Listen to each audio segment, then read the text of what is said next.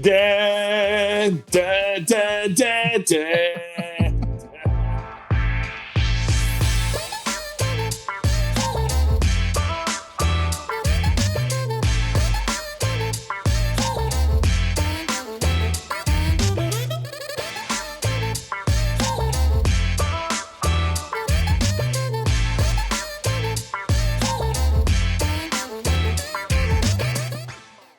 What's good, everybody? Welcome. We don't take a week off, just like those top country golfers in the world. We have arrived at Olympic Golf Week. Welcome into another brand new episode of Cash Out with the Coaches. I am the coach. He is Travis Fulton. Trav, we've got a lot to get to in this week's episode. We got to talk about the 3M. We got to look forward to Tokyo. We got to look forward to the FedEx Cup just a little bit.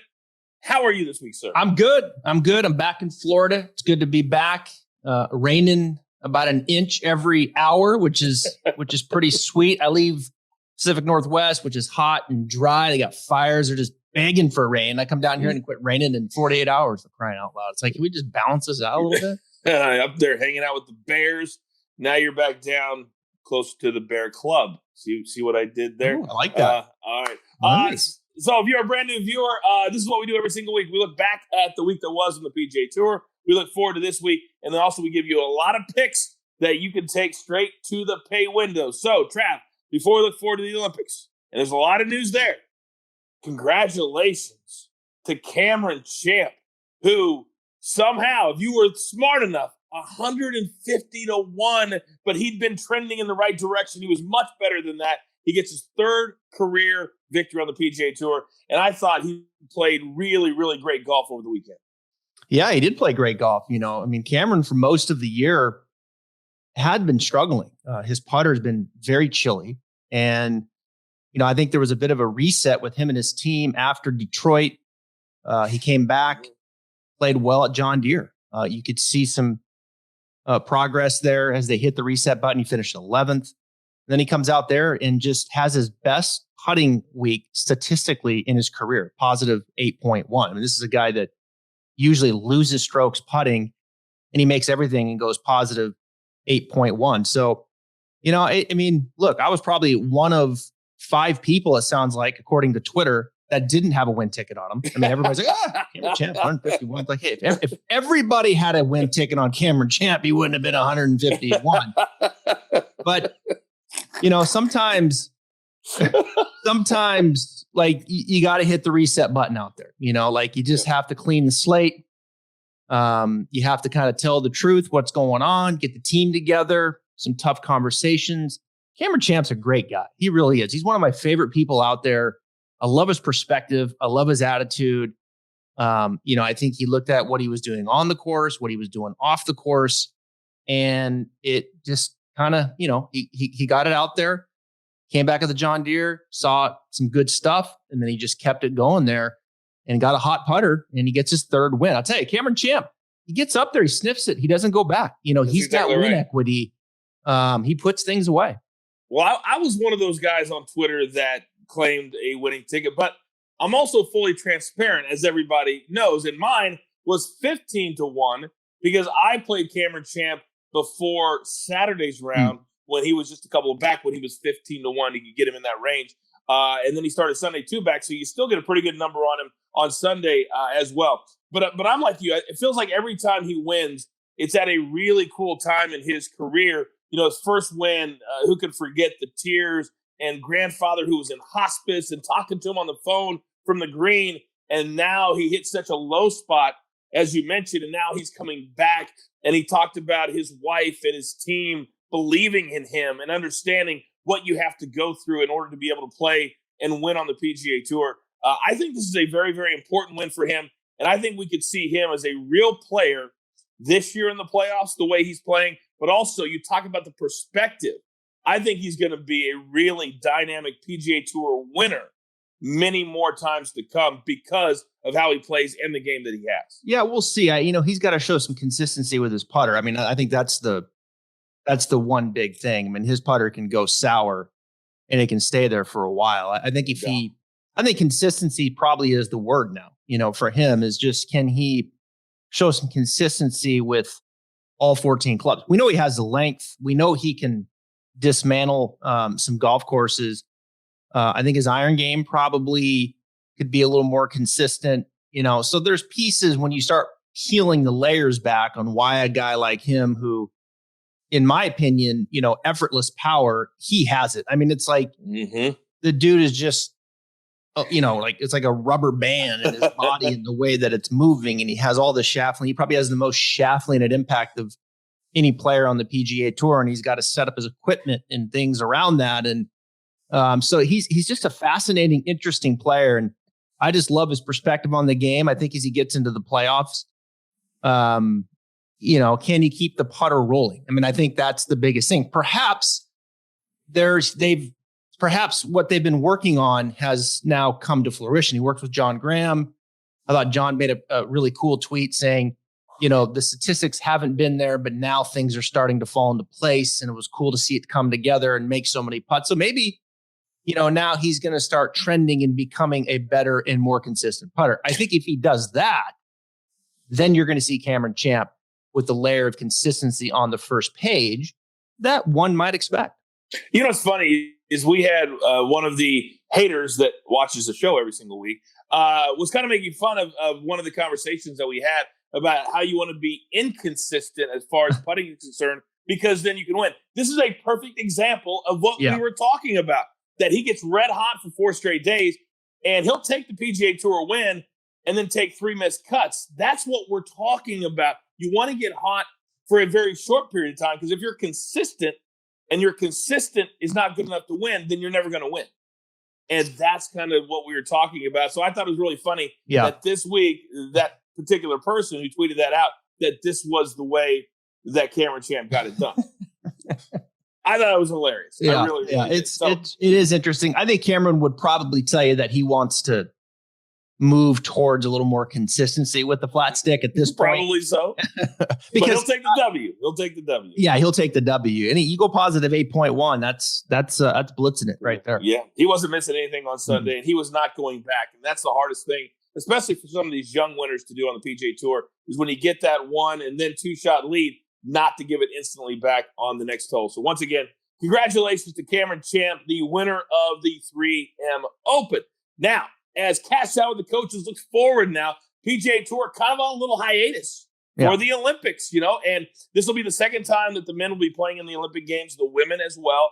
And there's been a lot of storylines, only 60 players playing this event. So you can find some value. This will be a week that we pick some lower odd guys. But the storylines here, Trav, has been about COVID. And the fact that COVID is surging again. No fans. Very few will be allowed to walk around. There's been a few in other events.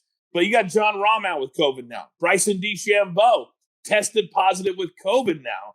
And so there's 2 messages. A, the people that are getting vaccine that are getting COVID, no symptoms. The vaccines are working. At least that's what they claim. I've had 3 good buddies have COVID after getting vaccinated. So also, now what about the players who skipped, who decided not to go? Patrick Cantlay said, nope, I'm not going. Brooks Koepka said, nope, I'm not going. So now Patrick Reed will take Bryson's spot. What do you make of everything that has transpired in the last 3 or 4 days? Well, it's disappointing, right? I mean, you're trying to grow the excitement of golf in the Olympics. It's hard to do considering the history of golf and how it's been really geared around the 4 major championships. The PGA Tour has a hard time getting people excited about the playoffs, right? And its own identity coming up in August in the competition towards what has been historically everything around the 4 major championships, right? So it's like, now here's the Olympics fitting in the middle of that, and you lose John Rahm, who's the number 1 player in the world, and then you lose the most polarizing player in the world that people are talking about is Bryson DeChambeau. Those are 2 big hits. Those are 2 big hits. Big time. Into it. Brooks doesn't go, as you mentioned, and so forth. So, but there's guys there. There's girls there. They're going to play. It's a championship golf course, which we'll talk about and whose games that it fits. But it's at the end of the day. I mean, you look at it. It's definitely a blow to the system and trying to get the Olympics to mean something in the sport of golf. And we know it means something in all the other sports that we've been watching, and swimming and the dominance that the USA has, and gymnastics and those kinds of things that you associate the Olympics to. And I think this year for golf, unfortunately, hopefully we have a great tournament and a great finish, and there's a really positive spin to it. But going in, man, it's tough. It really is. It is tough. And for several different reasons, as far as I'm concerned, I really thought coming out of 2016 in Rio that there was a lot of talk, Trav, about some of the tweaks and the changes maybe they would make to the format to make it a little bit more exciting than just a straightforward tournament. They haven't done that. I also believe that the players could have helped. I think JT's done an incredible job of making it feel important. Yeah. But the reason that it has to be important is because what a lot of people at home don't realize is that these sports are not guaranteed to be a part of the games every single year. There are sports that are added.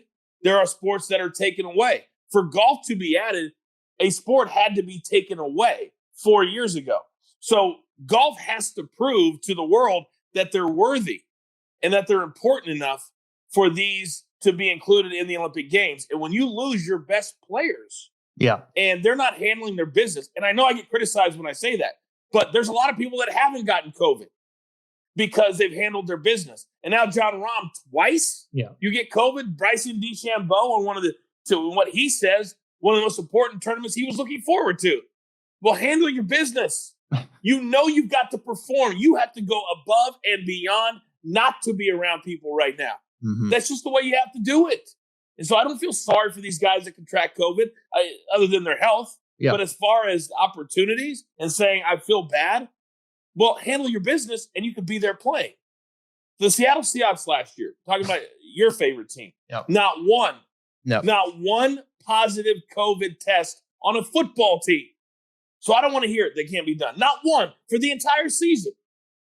And a golfer can't not get COVID at the biggest time of the year. I have a problem with that. I just do. But as far as the tournament looks like this week, as you mentioned, there are some big time names that will be in attendance. And the biggest name right now, as far as on the course play, is Colin Morikawa. He is the betting favorite this week, plus 700. Xander's right behind at plus 900.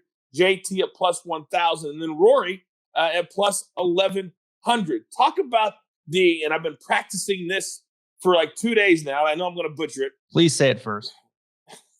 Kasumigaseki Country Club. There you go. I'm going KCC. Okay. Oh, I like that. I like that a lot. Par 72, a little over 7,400 yards. Talk to me, Trav. Well, it's I think it's going to be a pretty big golf course. I think it's going to be pretty wet there. Sounds like it's pretty tree lined as well. So I think there'll be a bit of a premium on accuracy. But we know if you drive it long and you get some breaks in the roughs and whatnot, it has an advantage. But I do think fairways will matter to a degree here. Huge greens, it sounds like. Big green complexes, bent grass. According to Justin Leonard on Golf Channel yesterday, the course is just in absolutely perfect shape. So I think you're probably going to see, if the wind stays down, the soft conditions, you're going to see some good scores. Hideki won here in 2010, the Asia Pacific Amateur, and his scores were 68, 67, 65, 67. As an amateur. Yeah. And then this course will be set up definitely, I think, more difficult than that, but soft conditions, perfect bent grass greens, like it's screaming birdie fest to me, like 74-50. So I think, you look at the scorecard, there's some, you get your big par fours and you got your scoreable par fours. The par fives do look pretty challenging. They look long and they do look challenging. So I think it'll be interesting to see how these players play the par fives. There's certainly some long par threes as well. And, they have options in how they're going to set up the distances as well. But look, at the end of the day, the default always for me is give me someone that's going to win in ball striking first. Let's take a look at the putting splits on bent grass, and let's have a day there as well. And then, lean in your short game when you have to. But I hear soft conditions, perfect conditions. Man, I'm thinking, all right, these guys can dial in proximity and off they go. Yeah.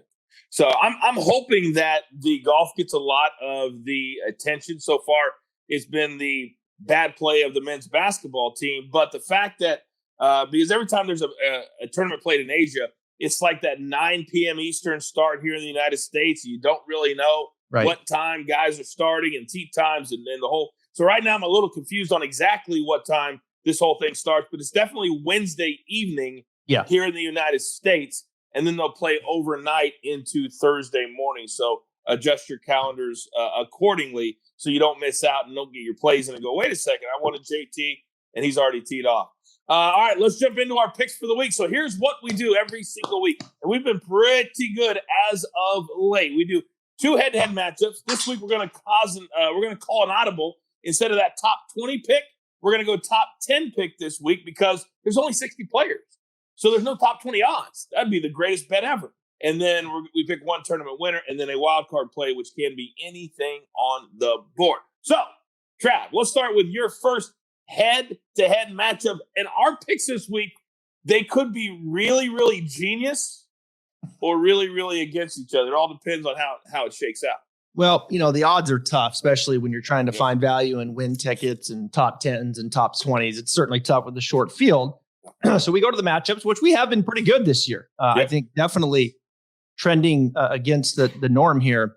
My first one, I'm going to go with a guy who's playing some great golf, Paul Casey minus 115 over the guy that's probably going to show up an hour before his tee time. And that's Patrick Reed, thrown in last minute. Patrick's like, see ya, I'm heading over to Japan. Captain America rolls in and Paul Casey is going to put it on him. Paul, look, I need a ball striker. Who's the best ball striker of these two? It's no question, Paul Casey. Off the tee, into the greens. Who's the better putter? No question, Patrick Reed. Although Patrick Reed hasn't been putting that well. So I look at this and it's a no-brainer to me. Give me the ball striker. Give me Paul Casey, who tends to be a little bit better on bent grass. He does have a hard time with the flat stick. But I'm going to default to fairways and greens over 4 days, especially considering Reed showing up late, especially considering the chilliness nature of Reed's putter. Paul Casey, take it to the bank. Think about what Patrick Reed had to go through the last 5 days. Clearly, he was thinking about this on Sunday when he played like you-know-what in his final round at the 3M.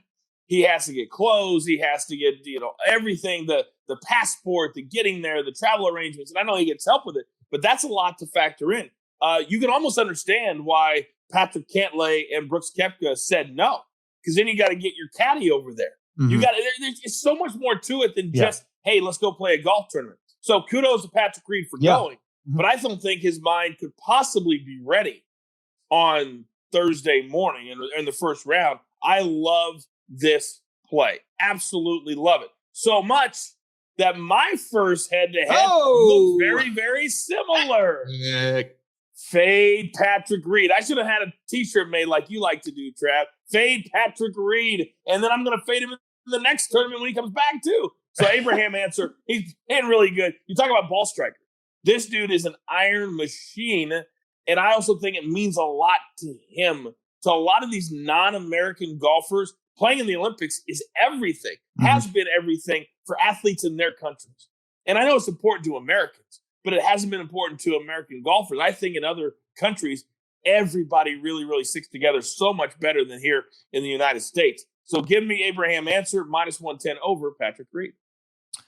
I like it. I could go down as far as Abraham ANCER and put some money on him to win as well. He's trending. He's got things are there, right? I think if you talk to Abraham ANCER, you'd be like, have you played well enough to win? And I think, I'm close. Like you would, I think that would be the answer you would get. Yeah, I'm doing a lot of really good things. I need to, make one here, a little that. And it's just, really small as far as what he feels like he needs to do to get a win. So yeah, Reed, that's a tough ask, but kudos to him for sure. No doubt. Who do you like in matchup number 2?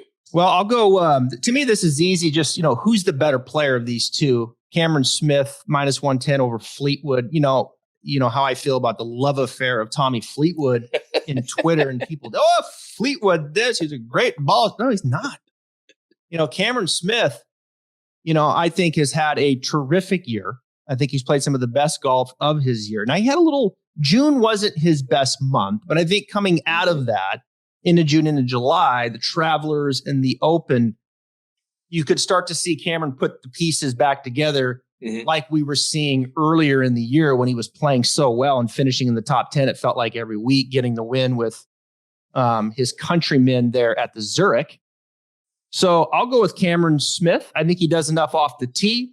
I think the iron game will be enough. Cameron Smith is a terrific putter.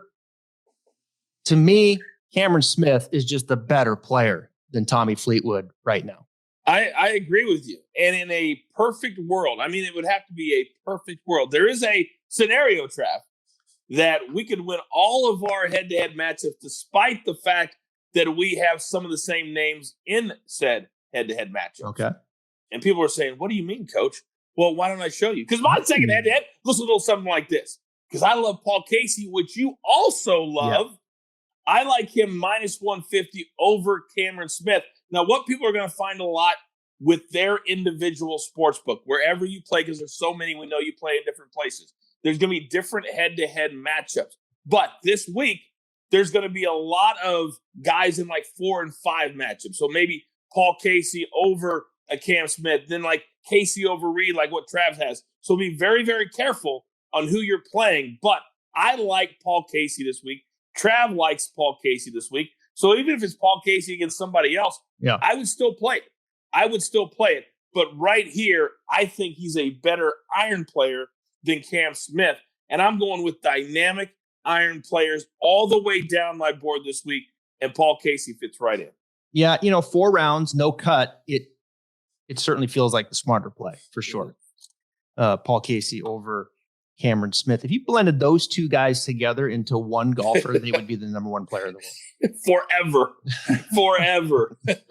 All right. So what we decided to do this week, Travis, because most sports books aren't giving a top 20 because there's only 60 players. So we're going to go top 10. Who do you like? What number jumped off the page to you that you said value and cash coming together? I'm not sure any number jumped off the table and when you get to the top 10, but I'm going to go with the year of Hideki Matsuyama plus 100, the Masters champ. Look, Hideki's showing up for big tournaments this year. He's first at the Masters, of course, 23rd at the PGA, 26th at the US Open. And now here he is in Japan. He's the man. This is a big event for him, and he has shown up for it. So, look, he's got the most experience on this golf course. Like I said, he won the 2010 Asia Pacific Amateur, which got him into Augusta for the very first time, which then we spin it forward, and he wins Augusta. And in the same year, now he comes back. Amazing. It is. Amazing. It is amazing. So there's a lot of things lining up here that just lead to this. Top 10? Can Hideki finish in the? Yeah, of course he can, right? This is a limited field. He's one of the best ball strikers in the game. He's putted these greens before. Absolutely. I'm going to be putting some seed down plus 100 on Hideki here. Do you not think, though, Trav, that maybe the pressure of playing here after having won the Masters and everything that the people of this country are going to want from him, I think that's a lot of pressure. I like the play, but I feel like it's a lot of pressure. I think it's a lot of pressure, but there's nobody out there. Yeah, that's true. There's I mean, fans. You're right. I don't know. I just like course history. He's putted these greens well. One of the best ball strikers in the world. The field's terrible. Like, you know what I'm saying? Like Hideki finished in the top 10 of the best fields. Yes. Standing on that. Yes. Yeah. I do think it's a really, really big deal that there won't be a ton of fans out there. Yeah. That's a big deal for him. And I think it also, but it could go either way. But I think for him in particular, I think you are right that the lack of fans helps him. Ching, ching. Let's get Hideki in that top 10. Let's do it. All right. For me, my top 10, I'm going to go to another dynamic iron player, and that's Victor Hovland. And his number is the same as Hideki's at plus 100. But any player of this caliber, track that I can get a plus next to his name when it comes to a top 10, I'm going to take it this week. And Victor Hovland, he gets out of bed standing inside the top 10. So you put him, he only has to beat 50 other players, and half of them I've never heard of. A little exaggeration, but not much. Yeah. Give me Hovland plus 100, lock it in top 10. Yeah, he's playing good golf. It certainly feels very doable for Victor Hovland, plus 100 here. It's tough to get anything plus with a guy that you can get excited about. And I think Hovland and Matsuyama is probably as good as you're going to do. Yeah, I agree. Now, normally Trav and I tell you all the time, there's a certain number that you should not go below when you are making a winning ticket pick because of lack of value. This week, throw that out the window. Throw that out the window. What do you like this week, Trav, for your winner? At some point, Justin Thomas is going to break loose at some point. You know, Okay. The struggles have been documented. We've talked about it here with his putter and, but his ball striking hasn't went that far away. And sometimes a change of scenery is good. Sometimes you just need to go look at something different. And if there's an American player who has embraced the Olympics, it's probably Justin Thomas, right? On this team, you get the feeling that he's happy to be there. You get the feeling that he's taking this very seriously. And you get the feeling that he's ready to bust loose and get on the birdie train that he likes to get on. I like these courses where, it's wet. You got to carry the ball a long ways. Great iron play, smooth bent grass greens. It's screaming JT to me. I think one of the interesting things here, there's no cut, right? And so this is a tournament that's not part of the PGA Tour. It's the Olympics. The strategy, are the guys going to be more aggressive? I think there's an interesting dynamic where are they just going to start seeking every single pin or whatnot? And when you think about getting on a roll and filling it up, Justin Thomas comes to mind, right? And I just think it's coming, and no better thing here. Get a gold medal. JT would be absolutely smiling from ear to ear. Come back to the United States, WGC in Memphis, and then right into the playoffs with some momentum with JT. I think it's going to happen. I really think it's coming, and I hope it comes this week. But it's only plus 1,100. Come on, give us something to decide about. They can't. They cannot. That number is spot on where it needs to be. You bring up an interesting dynamic, Trav, and that is the fact that on any normal week on the PGA Tour or the European Tour, every player certainly that plays an entire 4 rounds expects a paycheck. Well, this week they're playing for 3 things: gold, silver, bronze. Right. So I believe that every strategy has to be aggressive yet smart. And that's exactly what Justin Rose did in 2016. It's what Henry Stenson did in 2016. I think JT, though, is the type that if he gets rolling, we've seen it time and time again. Oh, yeah. He also loves playing in Asian countries. Yes, He's won there before. Yes, he does. So this means a lot to him. He's one of the few players that I've seen really post anything on social media, which shows me he's excited. He's dialed in. He wants to be there.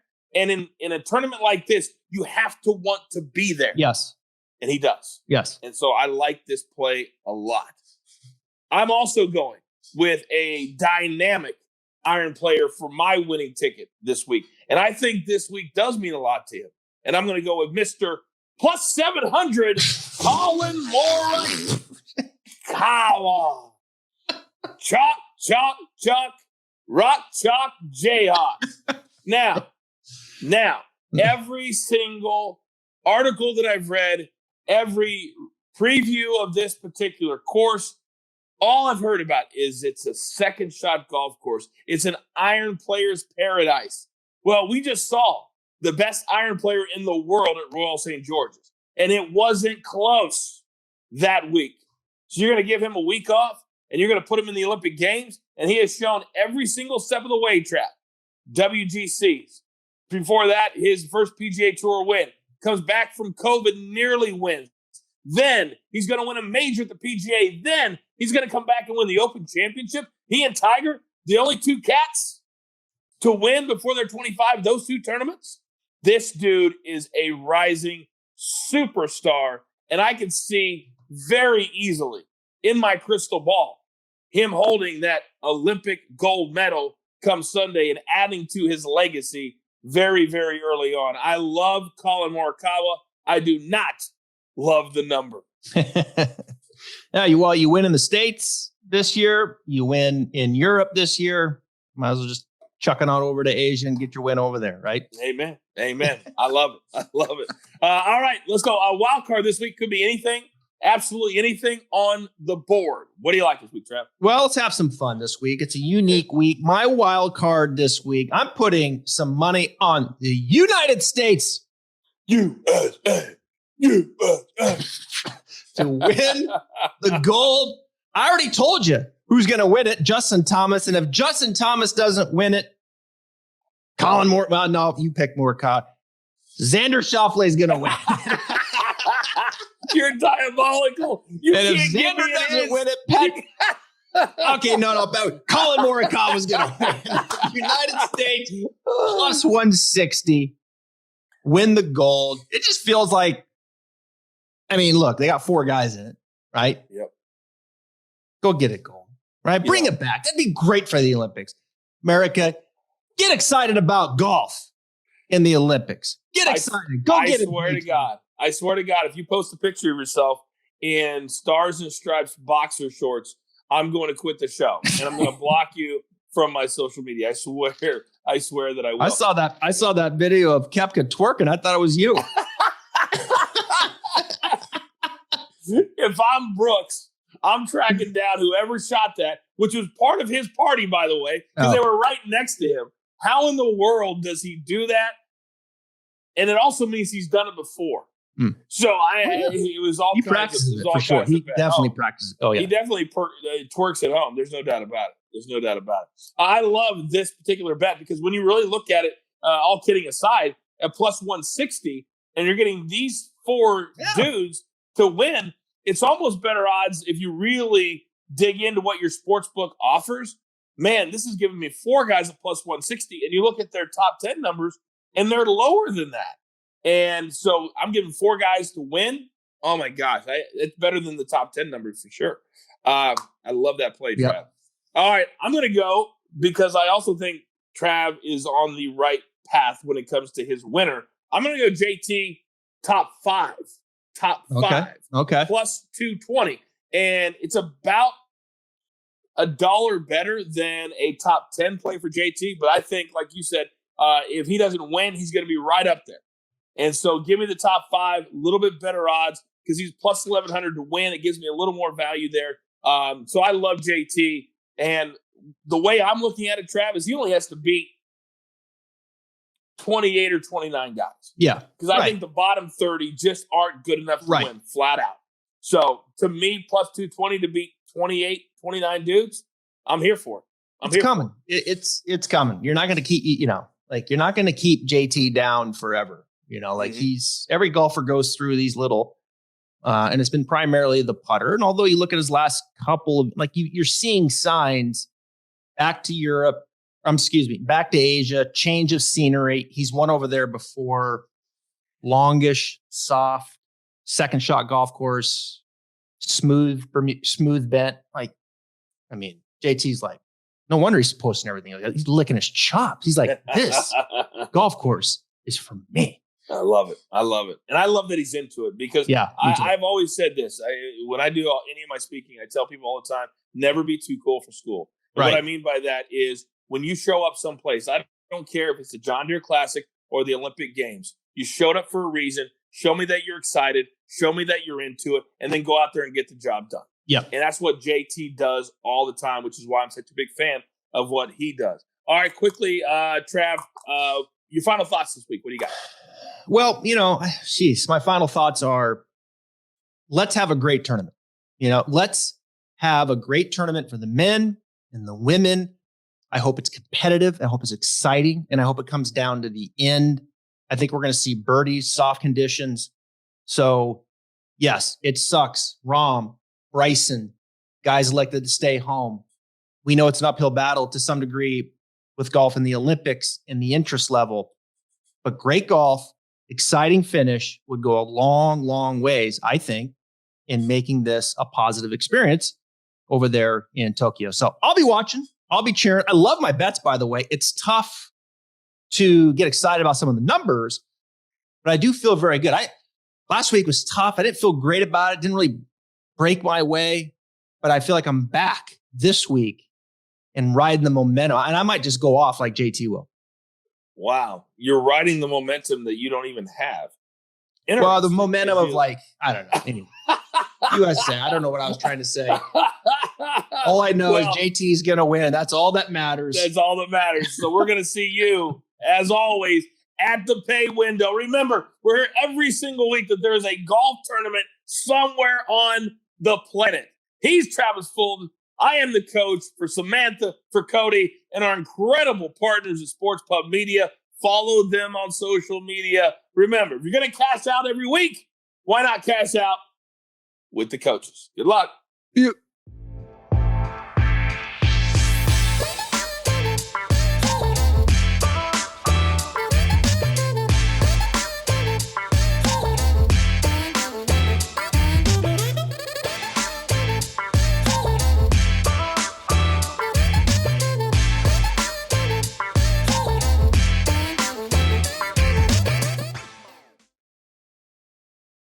Hey guys, what's good? This is the coach. You may know me from PGA Tour Live, the Golf Channel, or even ESPN. I wanted to interrupt this YouTube video real quick to tell you how to get the best and most entertaining golf betting content every single week, and it's all for free.